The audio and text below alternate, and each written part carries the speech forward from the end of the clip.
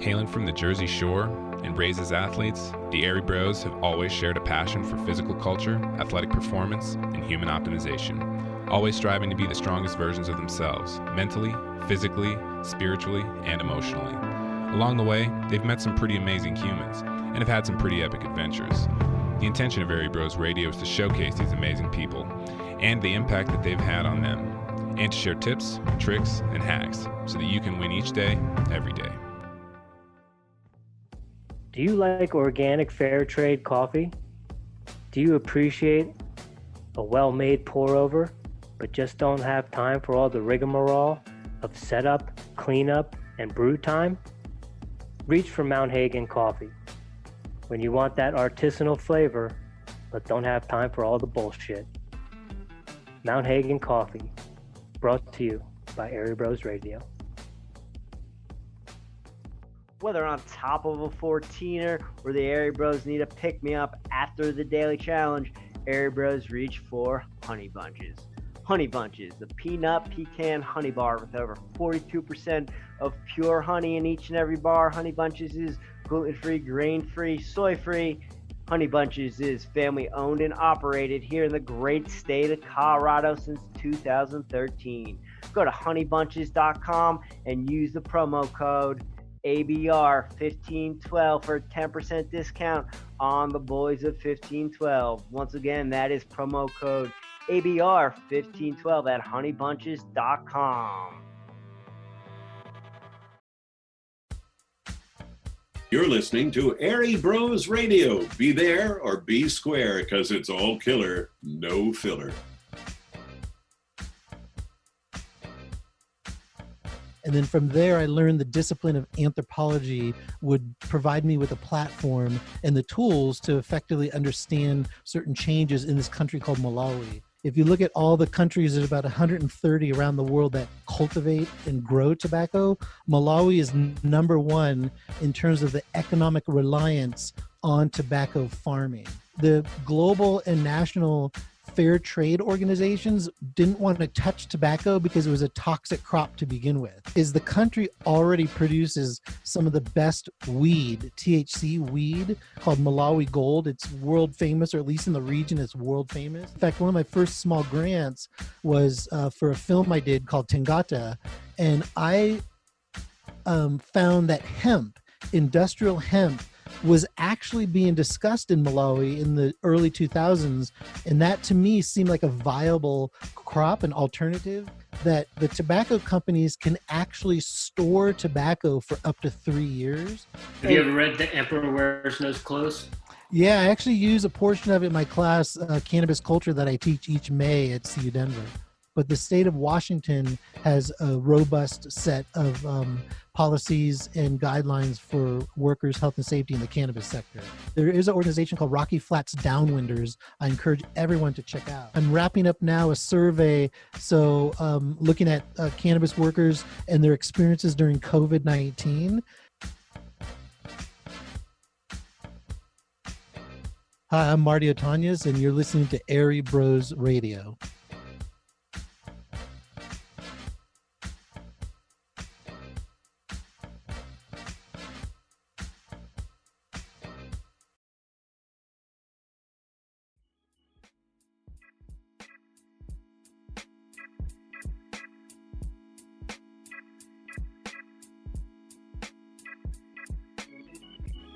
What's up, y'all? This is Airy Bros Radio, and this is episode 66 with Marty Ortanez. You ready, Prince? Yo, get your pen and paper out, because we are about to hip you to the cannabis and tobacco industries, give you the good, the bad, the ugly. This is an education-packed podcast.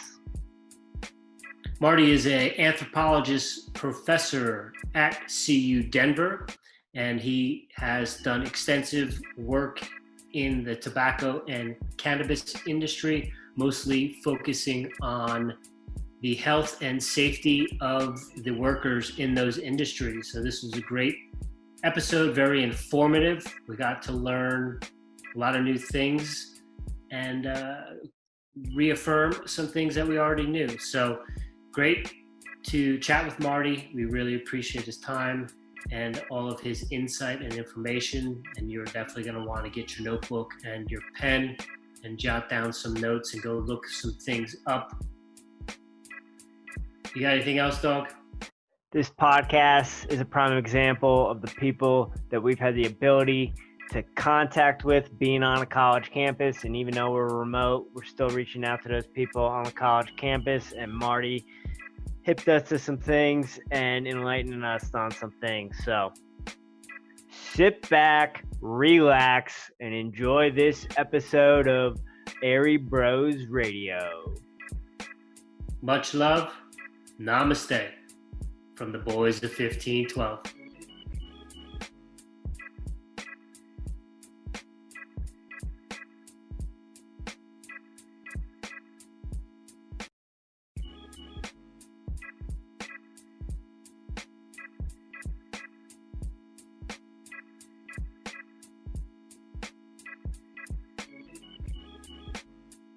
So, Professor, how I found you is, we were doing our show at Met Media and, being on the campus at CU Denver. I'm a film and television student. There's a lot of interest in professors, coaches, whatnot. And we like to get a gamut of guests who are out there doing epic things. And I don't know how it came up, but I searched CU Psychedelic Club, and I saw that you did a speech in Boulder for their Psychedelic Club like a year or two ago, and that's how I found you and your work in the cannabis industry and your work in the tobacco industry, and found out that you were an anthropology professor at the college. Just kind of start how you got into anthropology and kind of what led you into the fields you study. Excellent. Yeah, thanks for the question, and I'm grateful for the work that you guys are doing and having me on your show. So I'm excited about this. So I come from the Bay Area, a place called Marin County, and I got an undergrad degree in business, and I did that because I was a window washer for a couple of years in Santa Barbara, and everyone said, "Oh, you're such a good window washer, and you have this business. Why don't you go to business school?" So then what happened is I finished business school undergrad, and I realized in the courses I was taking that when U.S. businesses go abroad, we damage the environment, we damage different societies. And so I became interested in U.S. involvement, especially along corporate lines in other countries. So I ended up getting a Rotary scholarship in Nigeria. And then from there, I just became educated and sensitized about the struggles that people face in other places around the world. And then I became really interested in African culture, specifically Nigerian culture, and I got a master's degree in political science. And so when I came home, I wanted to shift gears a bit because I didn't like Nigeria because of the humidity. It was really high humidity. And I'm from like this Mediterranean area in terms of the climate in the Bay Area. And so Malawi was this incredible country that was going through changes with the 30-year dictatorship, where a trade union movement facilitated the end of this dictatorship. And then from there, I learned the discipline of anthropology would provide me with a platform and the tools to effectively understand certain changes in this country called Malawi. And so in 1996, I started the PhD program in anthropology at the University of California, Irvine. And then I finished up there in 2004. And then luckily, I was able to get a postdoc at UC San Francisco, continued with my tobacco work, and then ended up getting a job as a tenure track professor here in the University of Colorado, Denver. Go Anteaters. Exactly. Yeah, the mascot there. Yeah. Where in Marin County? So both my wife and I are from San Rafael. Yeah. Specifically, two little areas. I'm from Terra Linda, and she's from Marinwood. Okay. Are you familiar with the Dipsy Trail? Yeah. It's so funny you say that because I'm 55 and I'm trying to stay healthy. So last year was the first time I walked that Dipsy Trail from Mill Valley to Stinson Beach because I want to start training to run it. But I first wanted to check it out. And my dad is a former runner, and he's done it a couple times, and he even has. We talked about this last summer. He has these shirts because if you're in the top 50, I think you get these black shirts. And so it's one of his prized possessions. And I think he even did the double Dipsy, where you go to Stinson and back. So yeah, that trail's grueling. And it brings up a lot of good feelings because it's just such a beautiful part of the world over there. Yeah, I am a 3-time finisher of the Quad Dixie. Holy smokes. Wow, that's impressive, man. That's highest place was 3rd. That's great. Wow.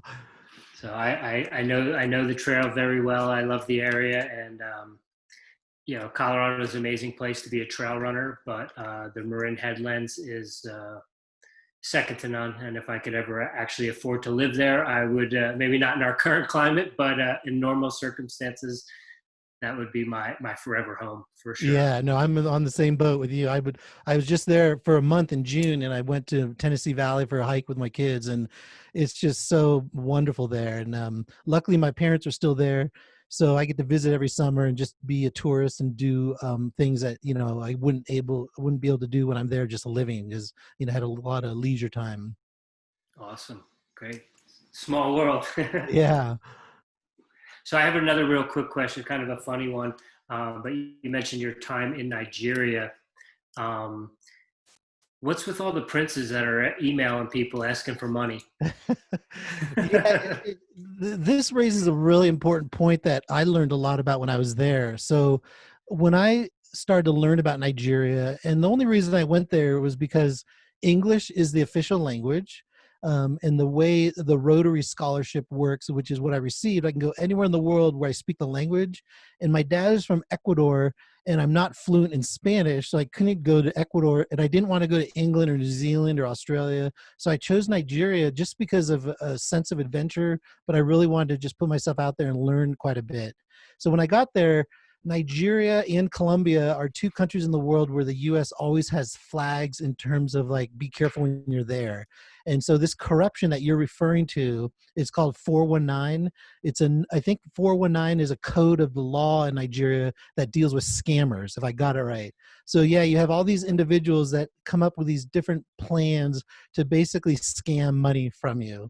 And they're very famous. I know they were famous years ago. I don't know if today there's still this like gigantic push for people in Nigeria to use these scams to try to raise money. But I know when I was there in 1995 or 2003 to 2004, that there was a lot of these 419 schemes.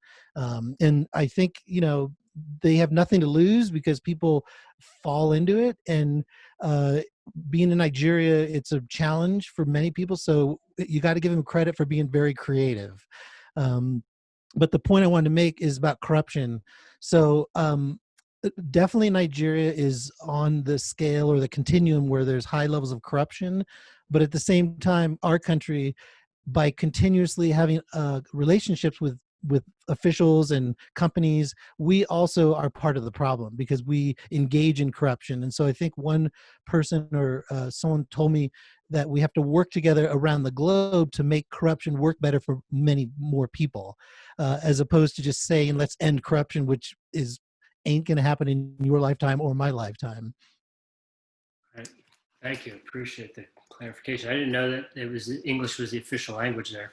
Yeah, and they have a bunch of other languages, but that's the language like spoken in court, in schools, and in businesses. And of course, there's a bunch of other languages that are dominant, but you can get by with English. Cool. It's good to know. So you spoke on how kind of being a business major led you into anthropology. How did anthropology lead you into tobacco studies and studying that field? Yeah, again, thanks for the question. So prior to starting the PhD in Irvine in the anthropology department, I actually went to the Netherlands and got a master's degree in labor studies. And so that master's degree in the Netherlands at the Institute for Social Studies, that happened after Nigeria. And it was in that master's program that I developed this project, a thesis, looking at Malawi and the labor movement and the role of the labor movement in democratization. And so I came into anthropology in 1996 into that PhD program already with this idea that I wanted to build on my work that I did in Malawi in 1995 for the thesis project. And so what happened as I was fine-tuning my ideas, and able to take a couple trips there, I just learned the role of tobacco in the country's economy. If you look at all the countries, there's about 130 around the world that cultivate and grow tobacco. Malawi is number one in terms of the economic reliance on tobacco farming. And so I became interested over time to understand the labor conditions, and using anthropology like as a platform for social justice, for me to go into the tobacco growing areas with labor organizers and then learn from the organizers the kinds of challenges that they face with the people that they're trying to organize, which are farm workers and other individuals that devote their labor to producing tobacco for U.S. tobacco companies. What are those challenges in that industry, in that country? Like, what are the Yeah, conditions? again, yeah, no, great question. So about 80% of the country of Malawi is rural. And so the tobacco farming areas are predominantly rural. And so that means you have individuals who are, low income from, mostly peasant growing backgrounds where they cultivate just for food. So these individuals would sell their labor to a farm owner, and then the farm owner would sell the tobacco to a marketplace. And at that marketplace, historically, 2 U.S. tobacco companies bought about 90% of all the tobacco. And so the challenges that people face are mostly connected to the arrangement. It's called a labor arrangement. So if I devote my labor and my family's labor, the terms of the agreement between me and this farm owner, or what's called a landlord, is that I have to produce on maybe 2 acres of land tobacco, and then the farm owner gives me all of the inputs. It could be seeds, it could be tools, it could be whatever I need to do the farming on this plot of land, and then the owner would on loan have all the things for me, and then I would pay that person back at the end of the season. And so what happened is, over time, the companies would continuously depress the tobacco prices per kilogram, and then the landlords would inflate the prices for all the inputs. And so families would struggle with chronic poverty, indebtedness, so they'd be like debt slaves, and then also the health problems of just poverty in general, being in a rural area with no running water or no clean water, and then also problems of poverty that could be malaria. It could be one of the biggest problems, which is sad, related to the lack of clean water, is just like chronic diarrhea. And so I was interested just to document and collect individual stories of what people were doing at the farm level to overcome these challenges, or just to make sense of these difficult times that they were having, and try to understand what their aspirations were and what their solutions that they thought would help get them out of the sector. And so it was a very humbling experience to learn, people making, if at all, 25 cents a day, how they could survive on a day-to-day basis. And so all of that motivated me to target my work at the bad practices of the tobacco companies, because the tobacco companies were the ones, in my view, that were profiting off of this system that was slave-like. And so I ended up devoting a lot of attention, based on my knowledge of these individual farming families, to try to document the specific ways the tobacco companies would administer contracts, and then also use leaf prices as a way to ensure that they can get low cost leaf, and continuously have a regular rate of profit off the backs of these poor people in rural Malawi. You mentioned like modern day slavery, and I think what we try to do here is just try to educate people and inform them. I don't think a lot of people are aware how prevalent that is, and even more specifically in Africa today in 2020. I don't know. I didn't fact check it, so I'm not sure how reliable it is, but I heard a number where it was close to 8 or 9 million people are, currently in some way, shape, or form in some sort of kind of enslavement, even if it's just based off of their wages.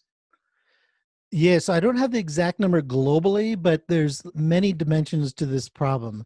Uh, One way to start is that this is not specific only to tobacco. Pretty much any commodity that we use, if you dig deep enough, there probably is some element of slave-like practices. And that's just the nature of capitalism. And it's the nature of geography, how, like, if you may choose to get a coffee from Starbucks and it says, fair trade or whatever, you actually have no idea if that is legitimate until you go and talk to farmers. And so the fact that these places are so remote, it is part of the problem of this lack of connection between us and then the producers. But specifically, when you look at this issue, the thing that gets me the most is how companies knowingly buy these products at the farm level, where child labor or slave-like conditions exist. And the other area I'm getting into in terms of like broadening the scope of my work is showing the complacency of tobacco companies in purchasing tobacco produced by trafficked labor, which is another dimension of slave labor. And the form of labor that we're talking about, it's not, a family with chains that are connected physically to a farm. It comes down to this mechanism of control of a contract, but then also this idea of a landlord, which is a farm owner, would recruit people, and then he would make a promise about, hey, come to my farm and I'm going to provide you with land, I'm going to provide you with a good job and good money. And then what happens is he would then not follow through with the promise. And so by breaking that promise, that qualifies as slavery, because people are tied to the farm, and these farms are so far from villages, and individuals can't leave the farm because they can't. I mean, even though a few of them do, it's hard to walk like 800 kilometers back to their home village. And so these farms typically have a reputation where the members of the community in the nearby areas know the conditions are so bad that they refuse to sell their labor. And so these farm owners have to go elsewhere in the country and pull laborers.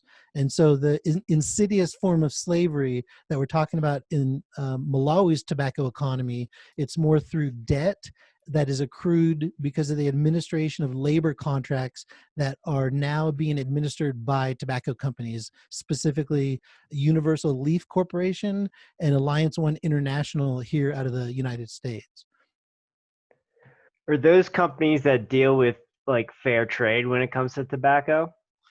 So I've been doing tobacco related work since the mid 90s. I think 97 was the first time I did any kind of field work in Malawi on tobacco, but I was there in 95. I thought the fair trade dimension would be a great area to focus on. But the problem is, because of the health effects of smoking and the big debate about how cigarettes are bad for you, the global and national fair trade organizations didn't want to touch tobacco because it was a toxic crop to begin with. Like, it's not sexy like soccer balls or rugs or, chocolate or coffee. And so it was really difficult to generate enthusiasm or interest. And so what I did is I actually created a website called Fair Trade Tobacco that really is meant to highlight the hypocrisy of the tobacco industry, and then push, and this is another dimension of my work, try to push policymakers in the World Health Organization to look at tobacco farming as a focal point for research and education that typically happens every May 31st. The World Health Organization has a World No Tobacco Day, and as part of that, they have a theme each year. And it's rarely focusing on farm related issues. It's always like taxation or, labels on cigarettes or advertising or whatever. And so that Fair Trade Tobacco website is meant to push legislators or policymakers at the World Health Organization to focus on farm issues as part of World No Tobacco Day. You mentioned people don't want to touch that with the 10-foot pole because of all the negative connotations that come along with smoking tobacco. But as Jimmy mentioned in the beginning, he discovered you through some psychedelic work, and we have worked with different plant medicines and stuff. And South America, tobacco is viewed as a sacred plant, and it's a much different mapacho is what they call, their cigarettes, hand rolled cigarettes down there. The tobacco is just the leaf of the tobacco. You're not getting the stuff that you would get here in an American cigarette with all the different additives and all that stuff. Are there Malawi brands or companies that are not adding those additives and stuff like that? So historically, British American Tobacco had a cigarette making factory in Blantyre, Malawi, which is part of the southern area in the country, but they closed down, I believe, in the 70s or 80s. And then only recently, I think in the last couple of years, are there local cigarette manufacturers in the country, very small scale. But from my knowledge, I don't think they have gotten into like this area of like, pesticide free or child labor free. And then the other issue about this is early on, I knew that the long-term goal for the country of Malawi, from my perspective, based on talking to people, is to transition to healthy crops, transition from tobacco to crops that they can either eat or that they can sell for like food crops or cash crops. So early on, in fact, one of my first small grants was for a film I did called Tengata. And I found that industrial hemp, was actually being discussed in Malawi in the early 2000s. And that to me seemed like a viable crop, an alternative, for two different reasons. One is the country already produces some of the best weed, THC weed, called Malawi Gold. It's world famous, or at least in the region, it's world famous. And so they have the infrastructure, the soil, the climate for producing industrial hemp. But in the year 2000, when a minister of parliament in Malawi suggested that hemp should be a crop that the sector of if tobacco diversifies into, the USAID and the US officials put pressure on the government of Malawi and basically said, if you invest in the hemp sector, we're going to actually withdraw our aid.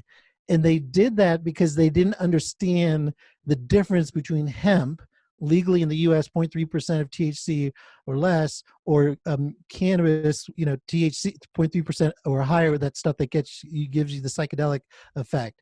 And so fortunately, over years, there's been education and a lot of changes. And now Malawi actually has a blossoming industrial hemp sector that is moving quite well.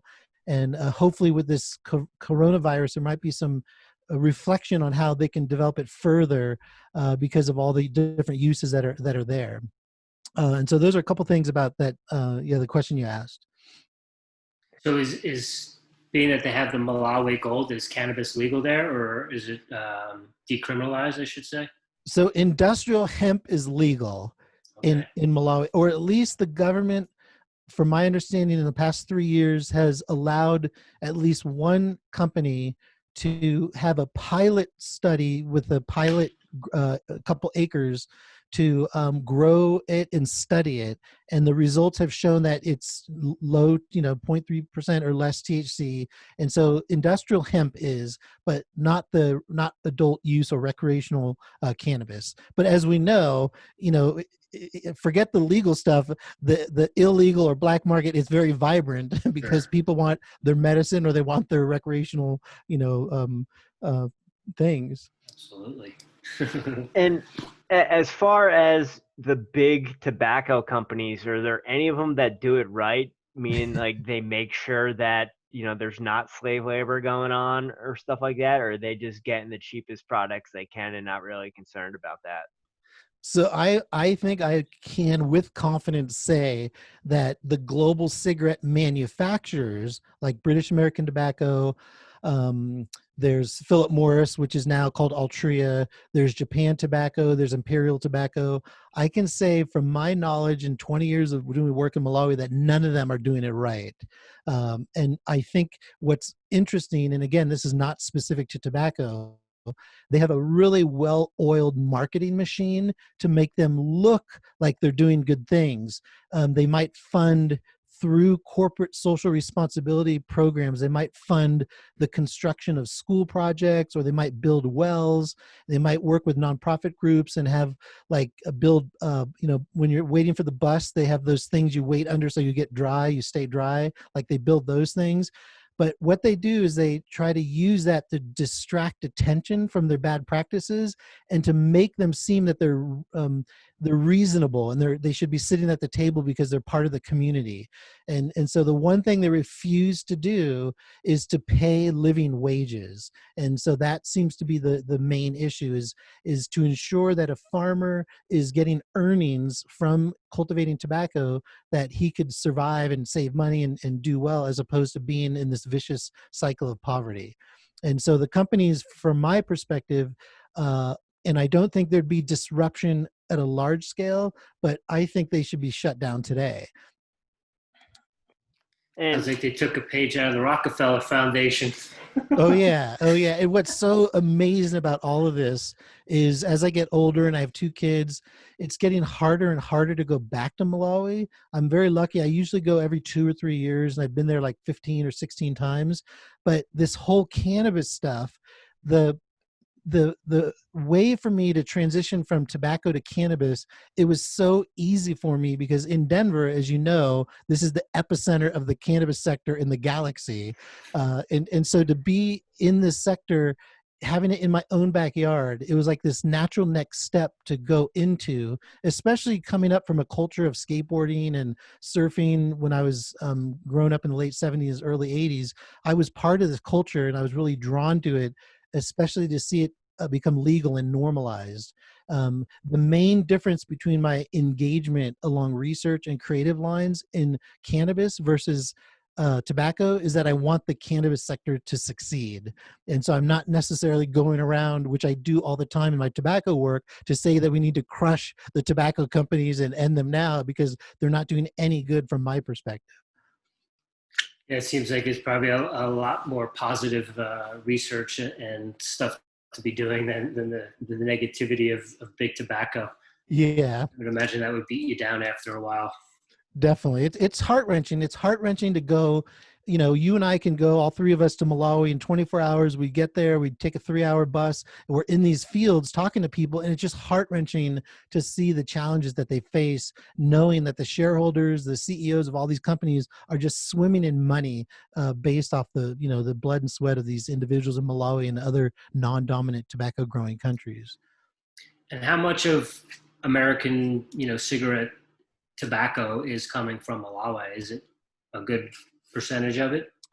I think it varies over time, but I'm going to guess that maybe around 5%. Okay.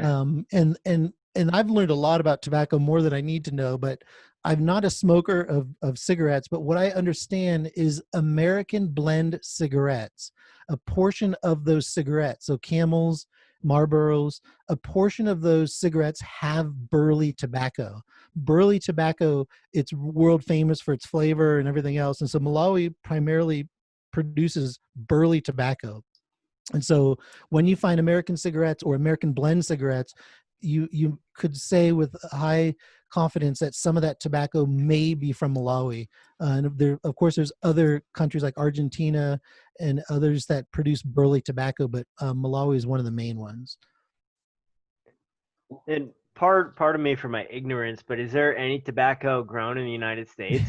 No, that's a great question. In fact, if you look at the last sequence of my documentary called Tangata, I asked some guy, I said, hey, where do you think, tobacco comes from, in the cigarette? And then he says, Ohio.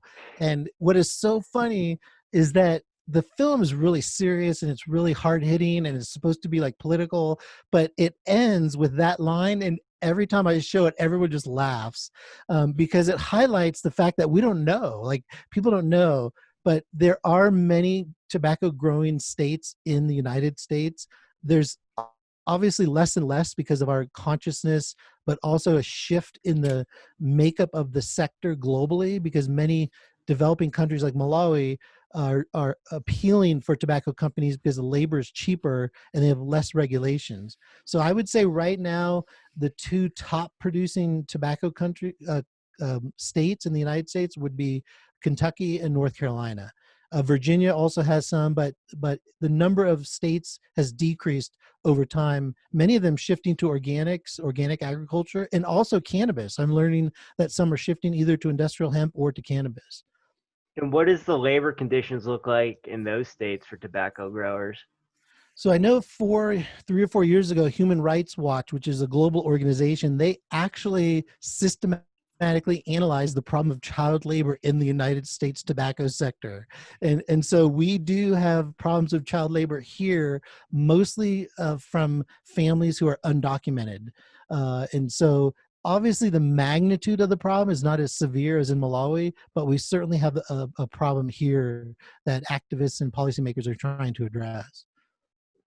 And obviously, money is a big part of the tobacco industry. You just said how they do all their kind of look over here, but don't look at the bad stuff we're doing. In your opinion, do you just think that industry needs to be crushed?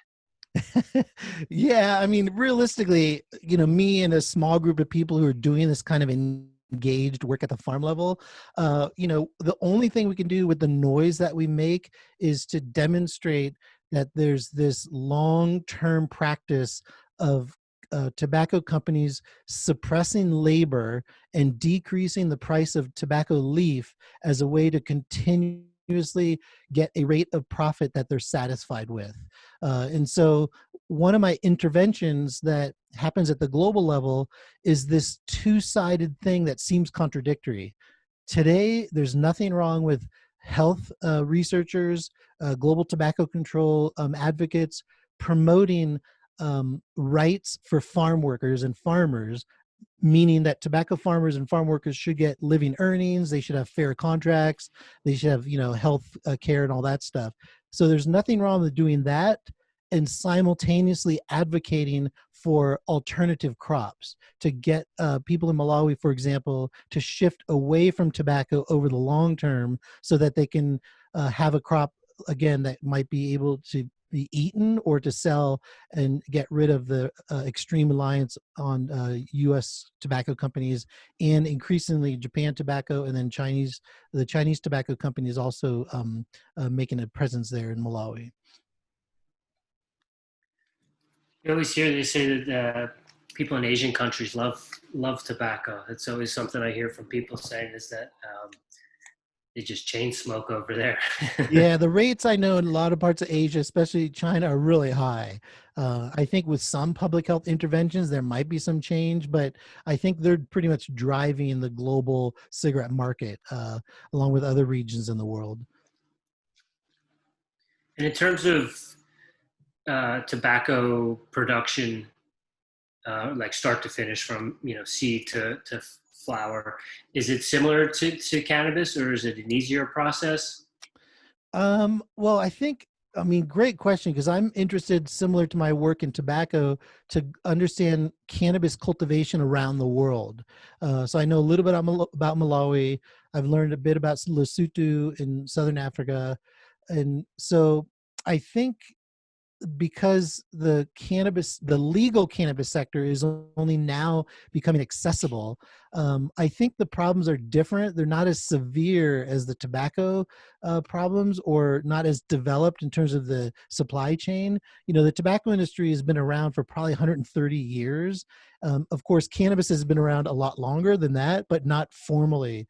And so I think the problems, at least along corporate lines, are similar, but in terms of the production of it, I think you just have different kinds of regulations that raises issues for owners.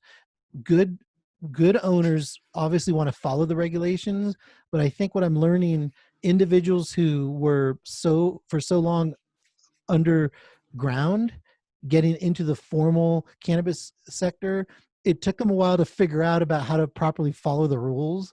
And so some of these people with all this knowledge came into the sector and maybe got pushed out because they didn't either follow the rules, or you had these trust fund kids come in and basically appropriate their knowledge and take their brains and then just run with it just to make money. And so, yeah, I haven't thought about systematically comparing the two production approaches, but definitely the cannabis, the legal cannabis sector is more, it's new. And so, in fact, this is one of the reasons I'm drawn to it. It's extremely under-researched and under-examined. And so even just having a visual representation of from seed to shelf or whatever would be really good as an educational tool to demonstrate not only how unique the two sectors are, but also how they overlap. And you said about 5% of the tobacco in the United States comes from Moale. Where do we get most of our tobacco from? Okay, and again, that 5% is like my approximation, like an educated guess. So I think most of the tobacco we get from, gosh, it's been a couple of years since I looked at the import data, but I would say Argentina is a big one. Brazil is a big exporter also into the United States. The thing about this supply chain, which is, going from production, the farm level to the shelf or the consumer product, the tobacco industry has done a good job of concealing how the tobacco moves from different countries. So most of the product in shipping containers, most of it in parts of the world go through Belgium. And then from Belgium, then they would come to the U.S., to Canada, to especially Virginia and North Carolina. But then also U.S. Tobacco companies have processing plants in Poland and Germany and farther east. And so sometimes the tobacco then would come from Poland into the U.S., but under the same company ownership. And so I would guess in the U.S., we probably have about 25 or 30 key countries that import tobacco into the U.S., including China, including India, and including Indonesia, and several others. I think that in itself is going to be quite eye-opening for people that are listening to find out that the cigarettes that they may be smoking or that people around them are smoking, that the tobacco isn't even grown here in the United States. And we had another guest on who has a company based in Ecuador, and their whole mission is to produce products with a very, very, very, very tiny supply chain. And so he broke down the whole supply chain with us. And I think just that in itself, people realizing like how you just described the supply chain to get a pack of cigarettes at your local 7-Eleven, that may not deter some people or sway some people to maybe think twice about buying another pack of cigarettes. But I think that in itself is enough information to really give people outside of what you're doing health-wise to really consider, we talk about it all the time about voting with your dollar. And to think that tobacco from Argentina then has to go to Poland and then, or to go to Belgium, then to Poland, then back to Belgium, and then back finally to the United States. There's a lot of not so good things going on in the tobacco, more so than what we thought, just health related issues. I mean, there's like you've broken it down for us. There's a lot of unhealthy practices that go into cigarettes or tobacco outside of just actually puffing on a cigarette. So a couple things. I maybe misspoke, and I got to learn about this. I don't know if China has imports into the U.S., but all these other countries do that I mentioned. And the other thing that I thought about as you were talking was I learned early on, not just through my engagement with the fair trade stuff, but U.S. consumers and the public in the U.S. really didn't have much of an interest in tobacco as I was delivering knowledge and sharing information. And so what I share with people is, I don't care if you have no interest in tobacco, but definitely begin to think more critically about like what you said, using your dollar to support companies or organizations that you believe are doing something right. And then one more point about the supply chain. I did have a little project to try to understand exactly when a shipping container leaves Malawi and goes through Mozambique to the port or to South Africa, what happens to that shipping container? And so what I learned is that these millions of shipping containers filled with tobacco, they go all around the world. I mentioned Belgium, they go to Virginia. So what I understand, and this is anecdotal, that the tobacco companies can actually store tobacco for up to 3 years. So it's called unmanufactured tobacco. And so they can store it. And what I have heard is that the companies, depending on how the global supply is or the demand and how the prices are, they can release massive amounts of their inventory and shape the price so it suits their needs. And so through this inventory manipulation, along with other sketchy practices like financial and taxation practices, they're able to manipulate the market, and they claim it's all supply and demand, but they actually have their fingers on the levers that control a lot of the pricing around the world. Sounds like the oil industry. Yeah, there's a lot of parallels. That's wild. Let's talk about something positive. So, in terms of your work in the cannabis industry in Denver and looking at the labor conditions, what are some of the key aspects of the labor conditions when it comes to the cannabis industry?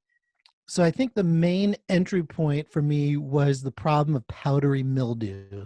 So powdery mildew is, it's mold, and I learned that it has potential effects for respiratory systems, especially those individuals who are asthmatic, but also it could have dermal or skin effects like rashes. And so I primarily went into this looking at powdery mildew and how workers were responding and what were workers' practices that they would use to address this concern about powdery mildew.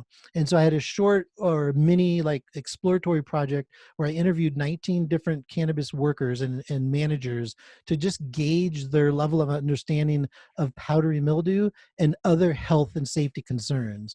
And so I think the issue with powdery mildew, I've heard a number of owners actually tell me that the problem of powdery mildew in Colorado is at epic proportions. And it's partly due to the way we cultivate cultivate cannabis in indoor settings that breeds the conditions where maybe the ventilation is not good or just bad practices. There's high levels of powdery mildew and mold on these plants. And then the other thing I learned, which was really telling, was that a number of workers told me that the company where they work, where they trim or they work in the cultivation facilities, that they see so much powdery mildew go through the system and not get taken out, that they will not even smoke or consume products from their own company because of how much powdery mildew they see go through. And so some people said, especially those who are lovers of good, clean cannabis, that if you want to know what goes in your weed, you should just grow it yourself. And from there, you'll know about the pesticides or whatever other chemicals or the different procedures you use to produce that plant. So with the powdery mildew, are you finding that in work conditions that maybe don't have good filtration systems, is it just coming from the fact that the plants are constantly being watered and it's, you have to, have your finger on the pulse of the humidity and that sort of stuff? Yeah, it's a lot of careful planning, planning with the grow rooms. It's making sure the watering, not having a lot of water on the ground. It's having a clean ventilation system to ensure enough air goes through. And so what I'm learning is, because I'm really interested primarily to showcase workers, because in this sector, the people who get all the attention and the airtime are owners. So I'm really interested to shine the light on workers. And so some of these workers who agreed to be interviewed on video explained that they just, do their best if they're trimming to take out what they can. But if it's really a problem, these individuals, to protect their health, they refuse to actually work that day when they see high levels of mold and powdery mildew. And there's some frustration where the owners or managers would just say, let's just push it through, get it on the shelf, because we are unsure of the health effects of people consuming cannabis infused with mold spores.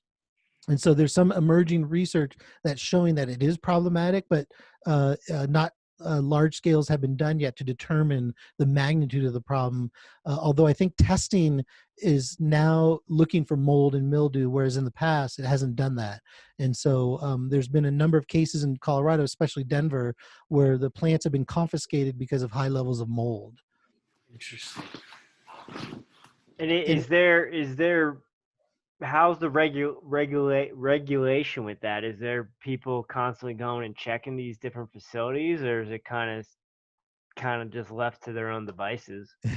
I think it's something in between. The regulatory environment is a bit of a mess. You have competing and overlapping agencies that are underfunded to effectively go out and look at every facility, whether it's the Colorado Department of Agriculture or the Marijuana Enforcement Division or the Colorado Department of Public Health and Environment. These different entities don't necessarily have one coherent program or policy to look at the problem of mold and powdery mildew. So I do understand that with the recent inclusion of mold and powdery mildew in testing, that might start to help things quite a bit, especially with in terms of health and safety, making sure workers aren't getting harmed when they go to work. But the other companion issue, which was just as significant in terms of my findings, is the role of pesticides.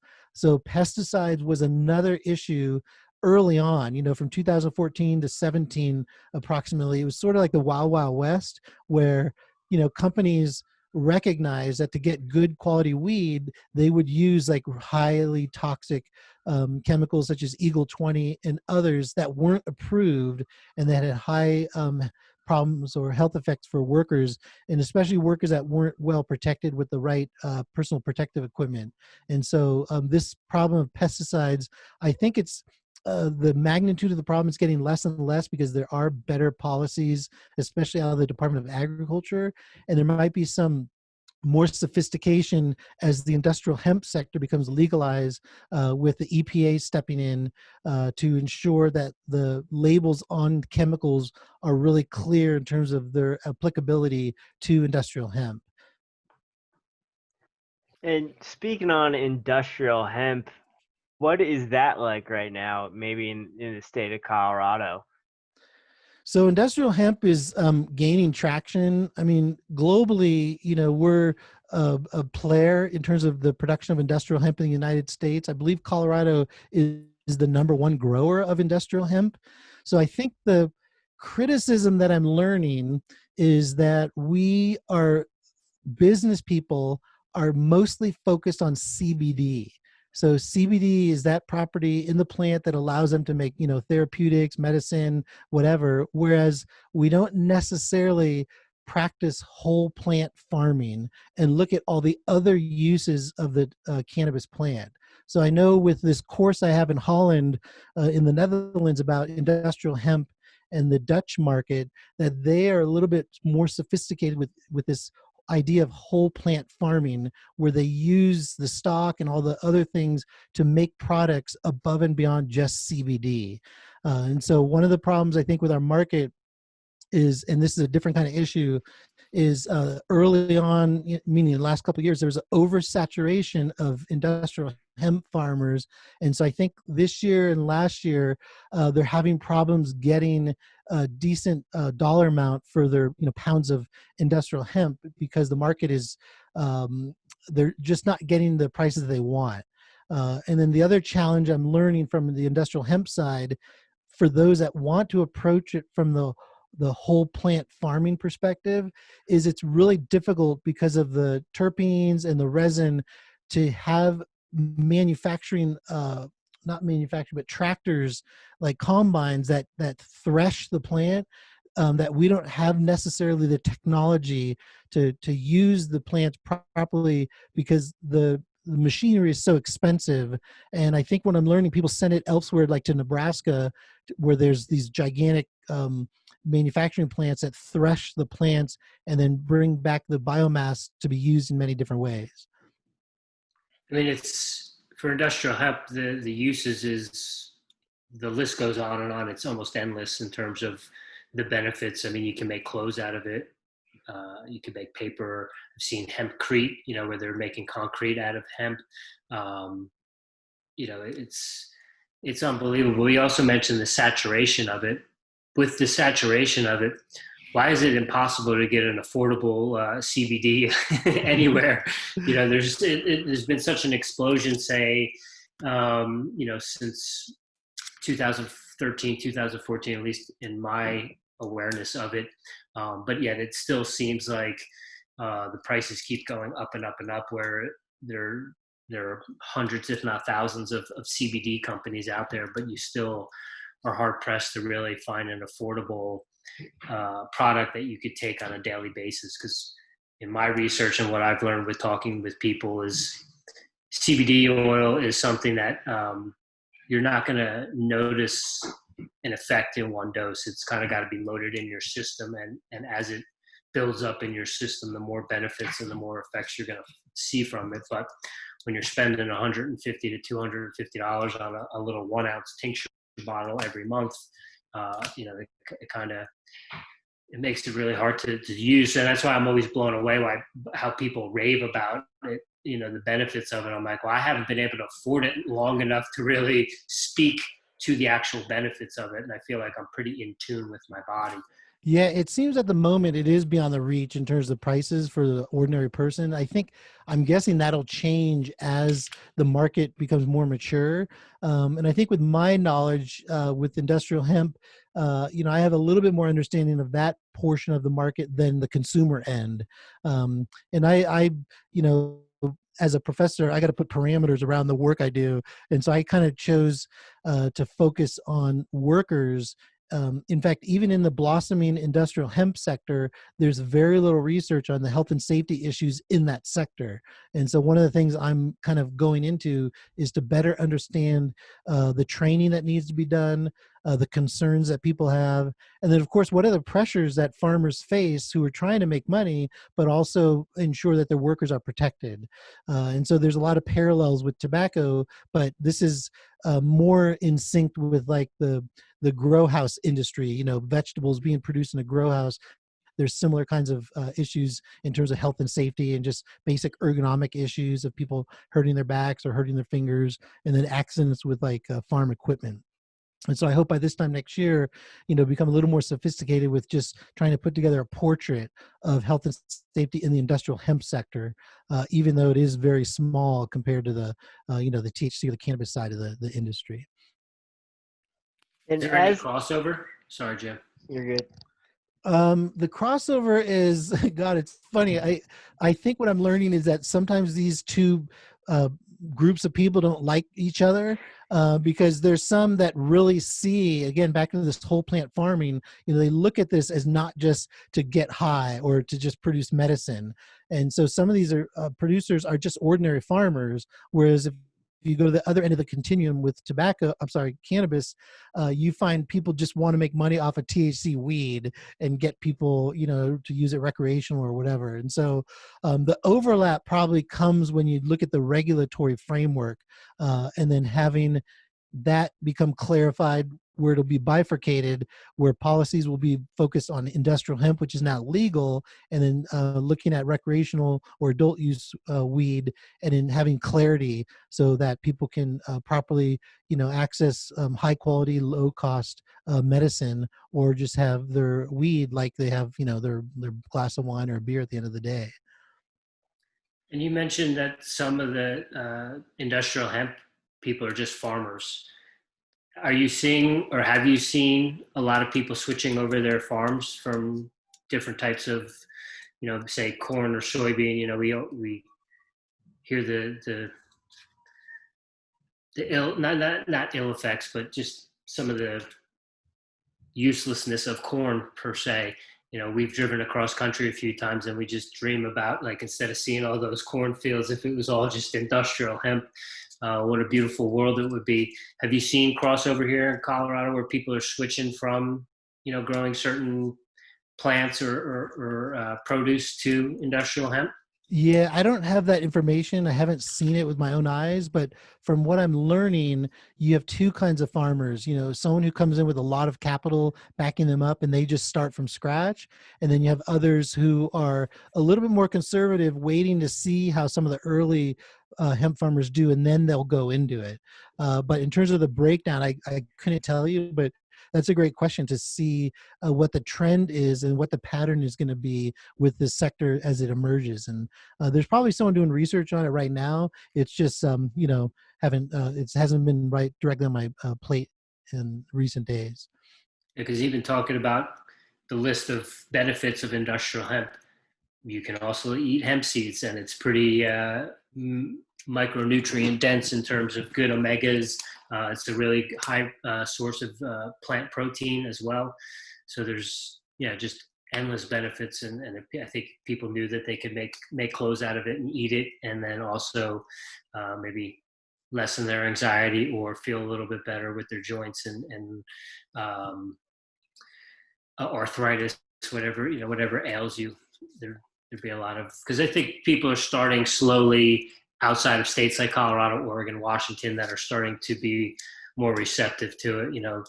5 years ago, we couldn't get our mother to take CBD pills, but now she's a little bit more receptive and willing to sign for the UPS package when we send it to her. That's great. I mean, you made me think about a couple things with industrial hemp and all the different uses.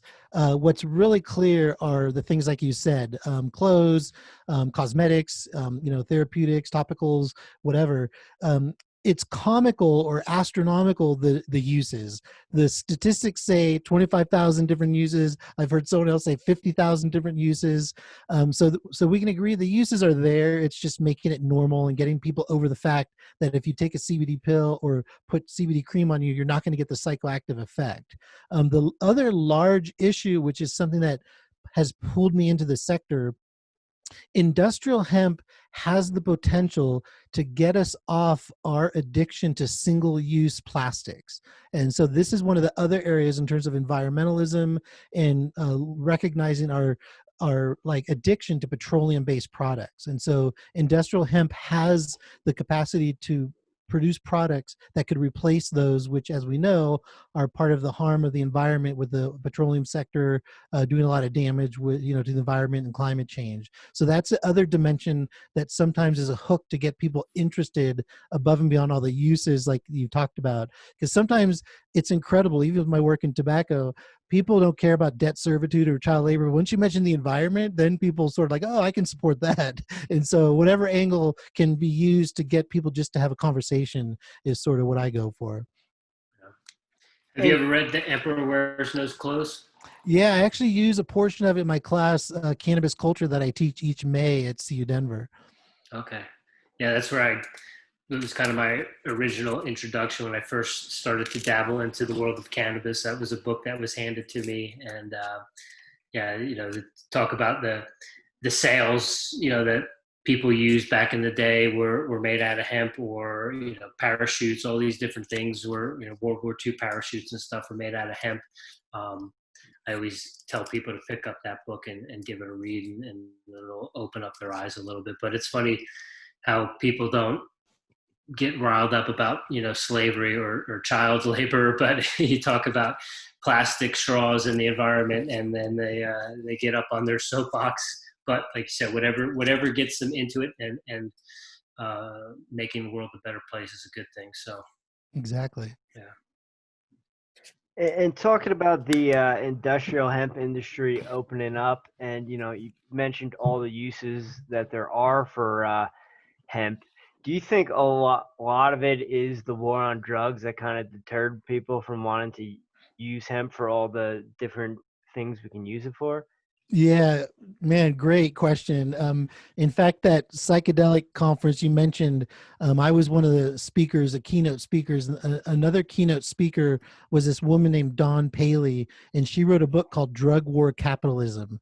And so I think at the basis of your question is this idea that many people in America are still under the grip of this prohibition ideology. And so that ideology is a huge hindrance to education and getting people to realize that there's a long history of our government, in fact, even today, using its military under the guise of democratization or to promote multi-party democracy, to go to other countries and undermine them because of their alleged involvement in producing drugs that go to the US.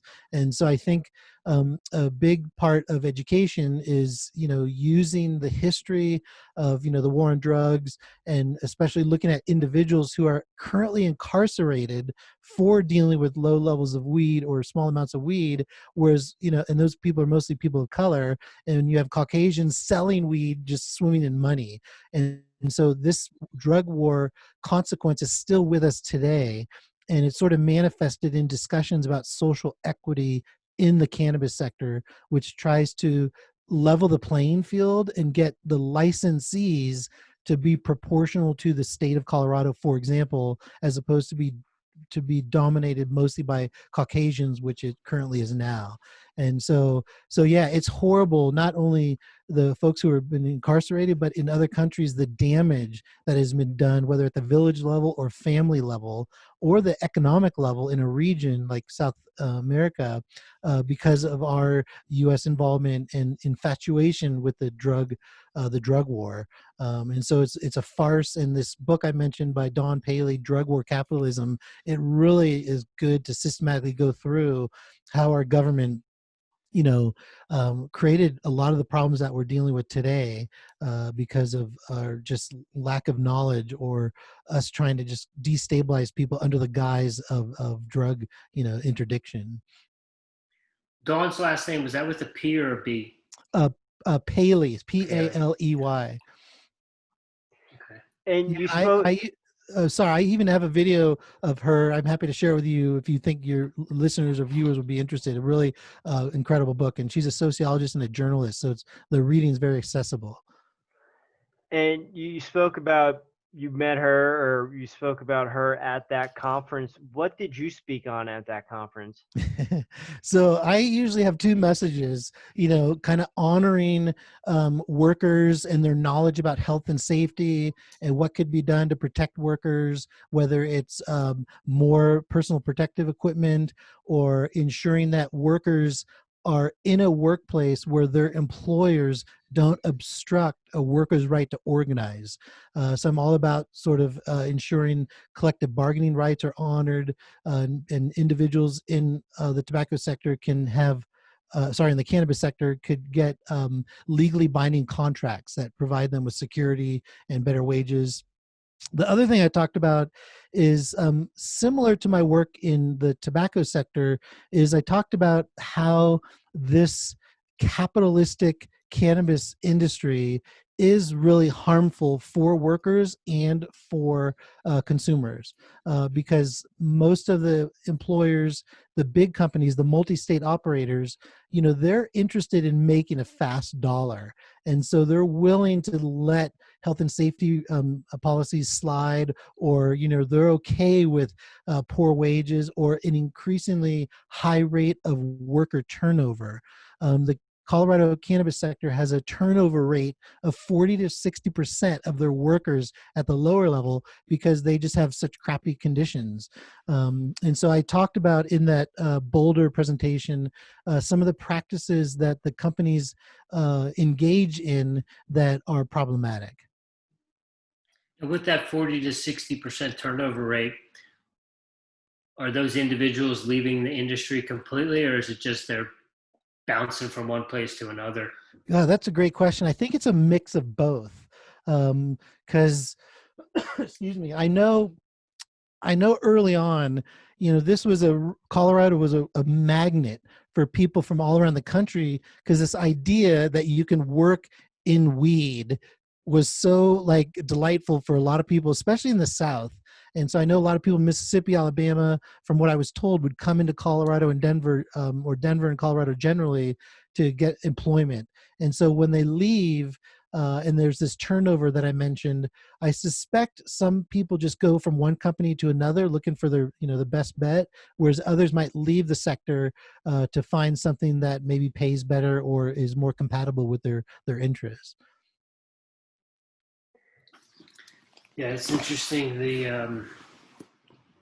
All of that stuff. Are there? Have you found any particular, companies or brands that are doing things the right way? The big brands. That's an interesting question. That question, and then also like, what's your favorite strain, are the questions I get a lot. Oh, that one's So, coming. so I think last year in August, in collaboration with the UFCW Local 7 here in Denver, I administered a workshop on cannabis worker rights and union issues. And so a company that supported it quite a bit, that actually paid for the tuition for students, because it was a CU Denver course in collaboration with the union, was Terrapin. I think it's called Terrapin Station or Terrapin. And so from what I'm learning, the word on the street and my direct engagement with them, that they're one of the companies that I look to and respect what they do. Now, that doesn't mean, like, if I spend 5 minutes and look at documentation through the Colorado Department of Agriculture or elsewhere, that they might not have a laundry list of worker complaints, because that's kind of what I use to gauge whether or not a company is good or bad. And trust me, there's a lot of worker complaints. But otherwise, I think there's some good companies out there, but I think any person willing to spend $1 in a conscientious way should ask the workers, do they like their job? Is this weed free from mold? Do you like working here? Do you get a living wage? And so sometimes you'll find out a lot, especially if the workers feel comfortable talking with you, of whether or not that company is something that you want to spend your dollar in. A lot of people going like this when you ask them questions. Exactly. Is there a union for cannabis workers? Across the country, there's 2 or 3, mostly the UFCW. They're based out of DC. They have unionized in the cannabis sector, I believe, in maybe 9 or 10 states, including California, Washington, Oregon, not Colorado. But for the last several years, there's been traction that the UFCW Local 7 in Denver has been trying to make to organize cannabis workers. And I think it's complicated because Colorado, we're all in Denver. I presume you guys are in Denver, pretty liberal. But once you go out into the rural areas or outside of Denver, the state's very mixed and very conservative, libertarian. And so we have a state in general, I believe, that's hostile to trade unions. It's good to know. I didn't know that.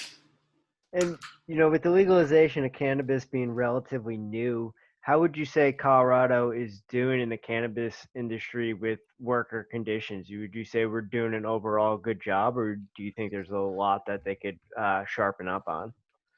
Well, of course, we always can do a good job. And one way I try to position myself is that a lot of people are looking to Colorado because we were like first up and running really quickly compared to like Washington State that legalized at the same time. And then we also have, through the Colorado Department of Public Health and Environment in 2017, some guidelines came out about workers' health and safety. And so those set of guidelines have been taken up in other states. So I think the work that still needs to be done is, and sometimes it's sad to say this, but having sufficient money to pay inspectors to go to facilities to actually determine if there's lapses in health and safety problems. And so I'm learning, at least in terms of educational material, not necessarily in terms of practices in the workplace, but the state of Washington has a robust set of policies and guidelines for workers' health and safety in the cannabis sector. So the thing that I like to see, which again, it's similar to my work in the tobacco sector, is transparency. Transparency in the, for example, the wages that people are getting, the benefits packages, and then also being very critical about companies that engage in corporate, social, and environmental responsibility initiatives that then don't even pay a living wage to their own workers. So these companies may do projects in the community that look good and are great for marketing purposes, but if they don't have their own house in order in terms of workers getting a fair wage and having good healthcare benefits and not having barriers to trade unions, then I think we're on the right track. And so I think I have a couple publications coming out soon that kind of reveal some of the problems and then some of the solutions with these issues. And it's really messy because what needs to be done, including transparency and more money for investigators, is to get the state agencies to be on the same page about where does like the buck stop in terms of who is supposed to implement or enforce policies when it comes to workers' health and safety. It's kind of mind-blowing that across the board in so many different industries that companies are willing to invest money and spend money to give off this outer appearance of sunshine and rainbows and puppy dogs and ice cream, when you could just take that money and give your employees or your farmers or wherever in that supply chain and give them a better wage, a living wage, and take care of your employees. Because I mean, the research, the studies are out that happy workers are productive workers, and so it's just mind blowing that they would rather like you said, build the bus stop or put up a billboard or whatever it may be to give off this appearance that they're doing good. But in the meantime, the guys that are leaving the farm or growing the tobacco, can barely put food on their table. Yeah, your comments relate directly to one of my research projects that I haven't really gained traction on, but it's been on my plate for a while. It's not that hard to quantify the amount of money cannabis companies in Colorado spend on corporate, social, and environmental schemes, environmental responsibility schemes. Look at that pool of money, and then look at how much they're actually saving by not paying workers a living wage. And so putting those two numbers together, you'll see that companies save money and get a lot of marketing positionality out of it, looking like a good corporate citizen by having these projects that are, community engagement projects or whatever, than them paying their workforce wages that are appropriate to Colorado. And so when I mentioned this idea of transparency, is that means getting the amount of dollars a company spends on these CSER projects and then tally it and then contrast it with the cost savings of not paying their workforce a living wage. It's mind-blowing. And I had mentioned at the beginning of the interview that you have a show called Getting High on Anthropology and you're a digital creator. What got you into that program, Getting High on Anthropology, and becoming a digital creator as an anthropology professor? So yeah, my show, Getting High on Anthropology, it's been so fun because it's all about meeting people and just talking with people and learning about their story, just like, what we're doing here. And it's been great for networking. But I think the main reason I started it is when I saw the industry developing and like blowing up, the information, like the educational material that existed, was only accessible by going to a conference that you have to pay $500 to get into. And so ordinary people can't access that stuff. And sometimes maybe the material is not available for them in any other way. And so I wanted to get people who are like what's called the unusual suspects, individuals, whether people of color or others who aren't getting a platform to talk, get them down to Denver Open Media, where I first did the show, and then now on Aurora campus, to just kind of talk and then make this stuff non-fee based for free on the internet available for people. And so I typically do these shows that are about 28 minutes, which is the time for like public TV or community TV. And then usually intersperse it with digital stories focused on cannabis that my students at UC Denver produce in classes of mine. And so the show, I just love making the show. I have about 70 episodes published and about 30 more done, but I got to edit the damn things. And so my goal is when I get to about 100 shows, I was going to carefully look at the main themes, whether worker issues or gender issues or industrial hemp issues, and then begin to put together a proposal to write a book that focus on the narratives and the key interview points, and then frame it, in the traditional academic stuff, whatever theory or methodological framework I can come up with.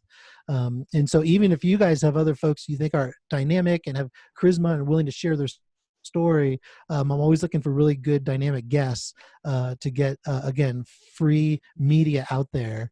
And then, of course, we all know we're living in a visual culture, and it's just really fun to connect with people along that way with the visual stuff. And out of those 70 shows that are available, I saw a bunch on YouTube. Someone listening to this podcast, what would you suggest some to go check out, some of your favorites? Oh my God, they're all so different. I mean, some of them are like, as you know, sometimes people got it and sometimes they don't, in terms of like just being on camera. And so I think the first couple episodes I really like because it sort of set the stage for the show. So I have like the first few episodes. I did this one, I think episode 15, called Trifecta. And the reason I'm mentioning that is because the production quality at Denver Open Media, which is parallel in terms of what they have on the Auraria campus at CU Denver, it just was a really solid, well-crafted show by volunteers at Denver Open Media.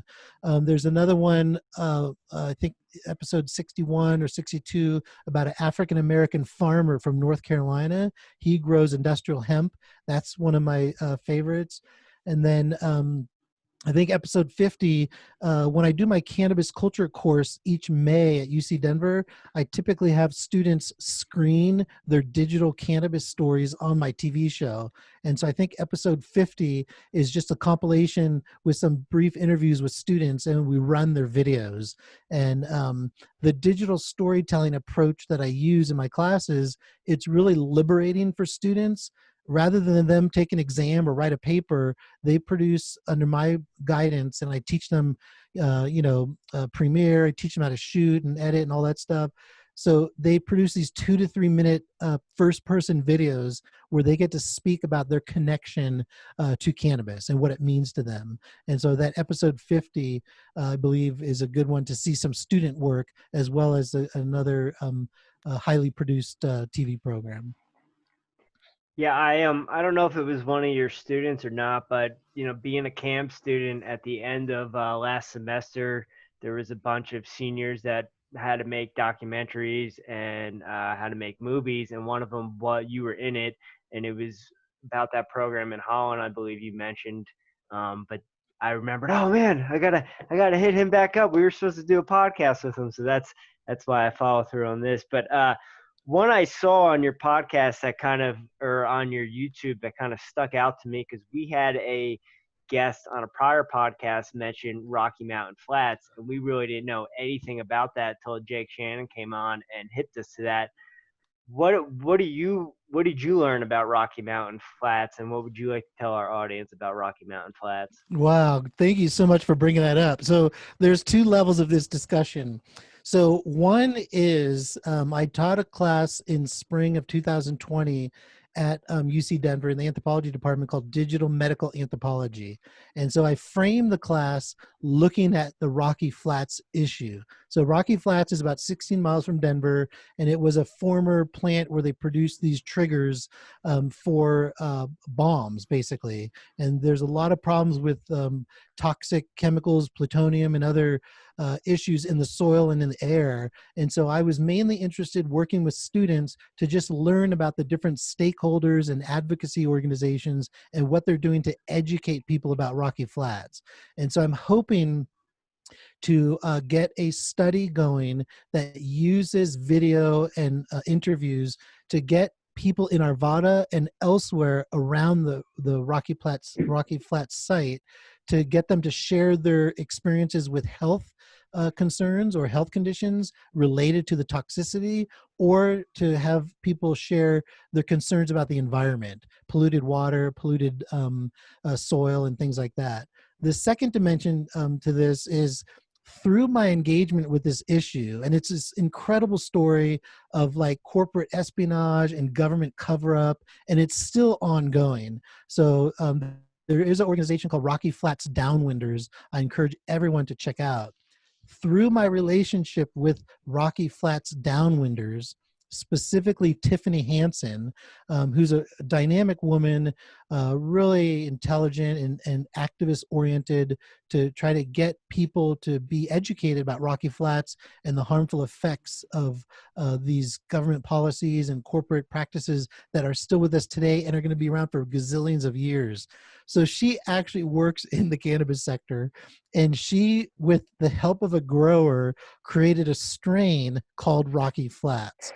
And so one of the episodes I have to edit is she came on and talked briefly about it. But the idea was to create a strain, low THC, high CBD, that could help people in the Rocky Flats area who have some kind of health symptom or problem, and to help them deal with the symptoms by consuming this strain called Rocky Flats. And so it's a perfect example of a cannabis strain that is a window into these larger health and ecological problems. And so, yeah, if you haven't heard about it, Rocky Flats strain as an educational tool, and of course, a kind of strain to help ease any kind of symptoms that might be related to exposure to toxic contaminants. Yeah, that whole story just blew our minds. And, we've only been in Colorado like 2 or 3 years, but just to know that we're so close to that. And if, I went and I asked a bunch of kids I'm in class with that grew up in Colorado, and they knew nothing about it. It's just mind blowing. Well, and then also the guest that we had on that told us about it, he got cancer as a teenager, I believe it was. And he grew up not too far from that. Like Jimmy said, it blew our mind to not have any idea of anything like that. And I go down some wormholes sometimes, and that has never come across my radar. But yeah, Jake had, do you remember what type of cancer he had, Jim, or what it was? No. Yeah, we have to go back and listen to the episode, but yeah, he is, cause he got it. And then I guess after he dealt with it and recovered from it, then I think what happened was after that was when with the news of what was going on and everything came out about it.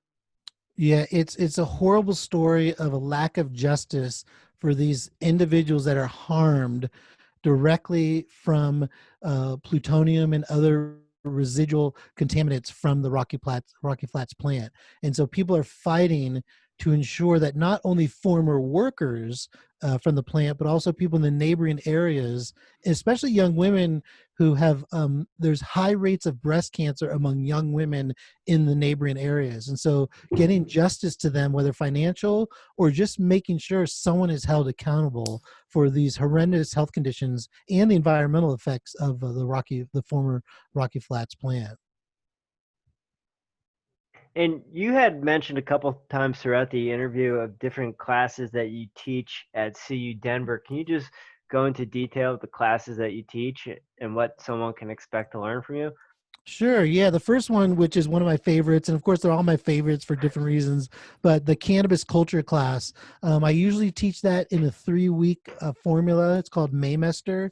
And so I teach it in a Mac lab, and I usually provide enough space for people to learn how to shoot and edit videos using Premiere, and then how to screen videos, and then try to understand audience reception of videos that focus on cannabis. So that class is really fun. And I usually have about 10 guest speakers that come in and share their experiences. And then of course, I also have the obligatory field trip where we go to different facilities where it might be a social consumption place with, of course, the class is non-consumption, but going to these spaces where cannabis is practiced and discussed, and then also going to dispensaries and just having conversations with people, learning about different ethnographic practices like interviewing and note-taking. So the other classes are, like an undergrad theory course in cultural anthropology, and that's really fun for anthro undergrads who are majors as well as non-majors, just to understand the history of thinking among the individuals who are the big names in anthropology. And then I teach a course, community-based participatory research, where we collaborate with a community group and we learn about the ethics and appropriate practices of doing community-driven research. And so cultural diversity in the modern world is another class I teach. And then also a research methods and design class, which allows individuals to develop their own projects or work on a project that I'm working on, and then go deep into the different approaches of ethnographic research, whether it's interviewing, videos, interpretive analysis, or even doing arts-based approaches such as graphic novels or other ways to disseminate knowledge above and beyond just writing a paper. And so those are a couple classes, and I'm hoping to teach classes for non-credit classes for people in the community. They're called D3 classes. So I'm hoping to teach another cannabis health and safety class that is available for workers and other ordinary people who can't necessarily access the university because of the high tuition costs. I'm going to have to look into that cannabis culture class next May for sure. Before we get into some rapid fire questions, is there any of your work that we haven't touched on that you would like to talk to the audience about? I think we covered quite a bit. The two areas, the cannabis and tobacco. I'm wrapping up now a survey. So looking at cannabis workers and their experiences during COVID-19. And so I'm trying to put together a portrait of some of the concerns, but also some of the victories that workers have had to protect themselves during the pandemic. And of course, the company practices. So that I'm in the process of administering and then analyzing or organizing the data. But otherwise, I think we covered quite a bit, and especially I'm glad we talked about my show, because the show I again learned so much from the people I interview, probably like how you guys learn, but also trying to figure out how to keep audiences engaged and have some back and forth as opposed to just static pieces that don't necessarily get a lot of attention. And as far as that survey goes, I know you said you're working on it, but have you learned anything in the process of doing that, or are you still underway with that? I think my brief look at the findings so far, because one of the issues is, did workers properly get protected during the virus? So obviously no one wants to go to work and get sick. And so early on, there was a lot of concern about workers going in and they didn't want to contract the virus. And so there are some findings that demonstrate there's some dissatisfaction with the slowness of getting the masks and, the 6 feet apart and things like that. And so I think in a few months, I'll have more refined analyses and findings that I'm happy to share with you guys, and, share whatever publication comes out of it. Well, Rich, you got anything for Marty before we start rapid fire? I was just going to ask, as an anthropologist, and seeing where we are right now, what are your thoughts in terms of like the social distancing, the way, team mask versus not mask, and the reaction that people have, or being shamed if you're not into that sort of thing, anthropologically, what are your thoughts on this whole situation? Yeah, well, I mean, one crass way of describing anthropology is it's just holding a mirror up to ourselves, and if anything, like the whole virus, the discussion about the masks, I mean, it's a really incredible window into who we are as a culture and how we're changing. And so I'm obviously scared of getting the virus. I have 2 children. My wife and I are very careful. She's considered an essential worker. She packs candy at a candy company. And so she's concerned. But I think we're very comfortable with our own practices. We do the 6 feet apart. We minimize contact with people. We sort of under constant self-quarantine because we want to get through the virus and not be compromised, and then also protect our own family members, even grandparents who might be more vulnerable. But I think the larger issue, which it's so fascinating, is to look at this whole issue of all the protests and the anti-racism discourse and activities and the police response. And really the final thought is we have the health sector that can't get a sufficient amount of masks to protect themselves, but then we have the police forces in general that have millions of dollars of toys to administer justice, in a way, vigilante justice on protesters. So I think what it's showing is that there's some holes in our society and some priorities that are skewed, where we can't even have the hospitals and health workers have the appropriate supplies to do their work. And maybe out of all this, we're all going to rethink certain things and then maybe come out better than how we were before. And I think we can agree there's no going back to normal. This has changed a lot, and hopefully a lot of us will become closer together and tighter. But as we can see with the masks that you asked about, it's also creating more fiction or friction among us by those people who either think it's a hoax or just feel it's a violation of their rights to have to be forced to wear a mask. Goes back to the original theme of our conversation: follow the money. Definitely. Go ahead, Jim. Do you have a daily practice or daily ritual? I usually wake up, like ordinary people, and maybe sit on the couch or lay on the couch and go through the social media I have, do emails and just kind of relax. So at least in the summer, my ritual is just to relax and start the day slow. Right. What are your socials so we could tell people to give you a follow? So I'm YouTube, on, I appreciate that. I'm on Facebook and Twitter. Just type in my name, Marty Otaniez, or Getting High on Anthropology, and then also Instagram. And then the website for my show is www.f, like Frank, S like Sam, the word and then the word green.com. So fsandgreen.com. Awesome. And while you're sitting on the couch scrolling through socials, do you have a warm beverage? Do you like coffee? Do you drink tea? So I am proud to say that in the last month, I have kicked the coffee habit. So when I was 15 or 16, I started to work at IHOP and International House of Pancakes. And I became a caffeine achiever. I love coffee, but I also am getting older, and I have chronic kidney disease stage 3, which just means that my kidneys are 10 years older than my physical body. So I have to take care of myself. So I finally kicked the coffee habit. So I usually drink a lot of water.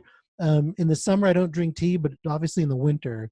And so, yeah, that's my beverage in the morning, just a glass of water. Okay. When you were a coffee drinker, how did you brew it and how did you take it? Or what was your preferred method?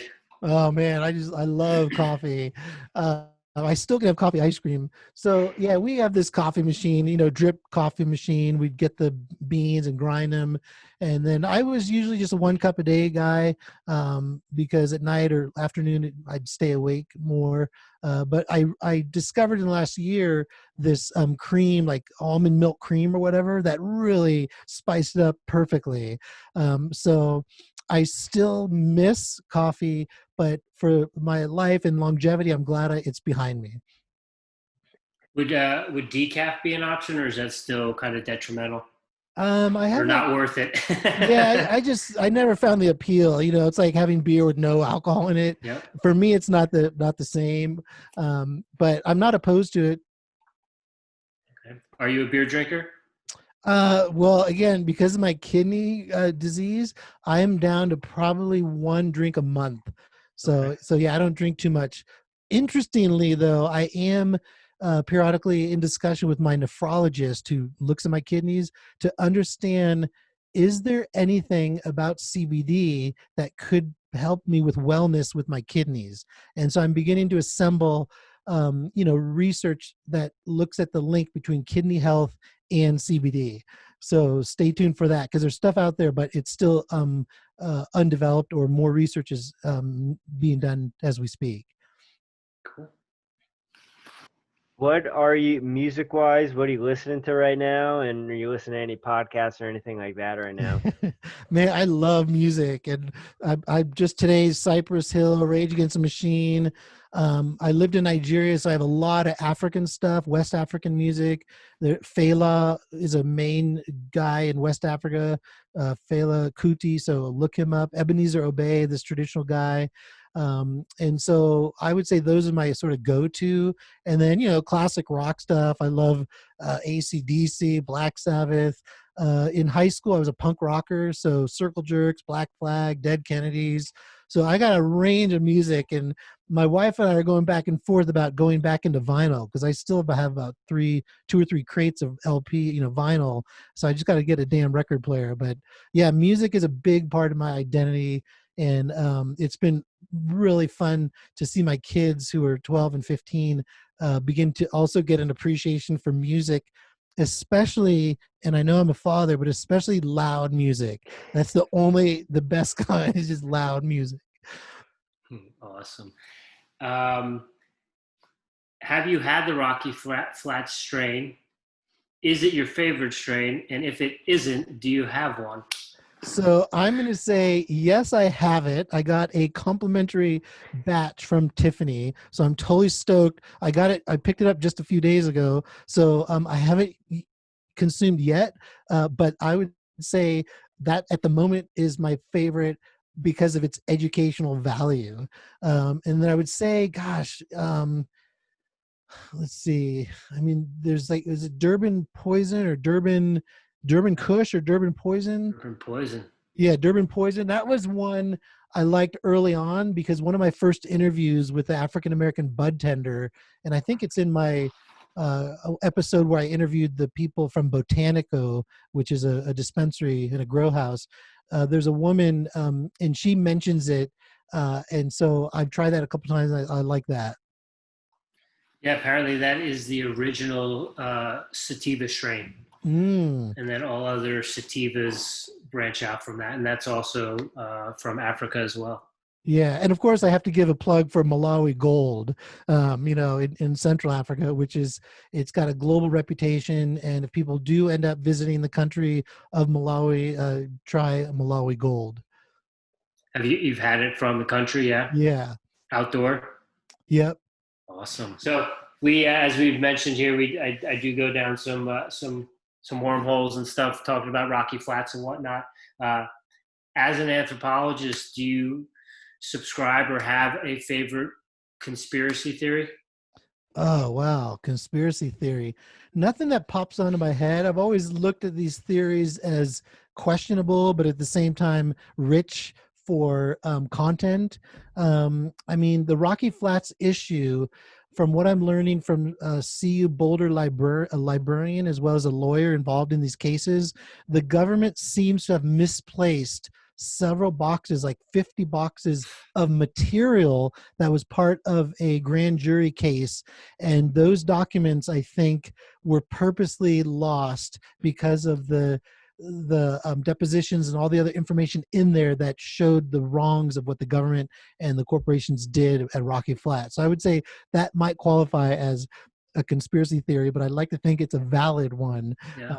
And so I'm trying to uncover those, whatever documents exist, to put together a story about the Rocky Flats issue and the grand jury findings.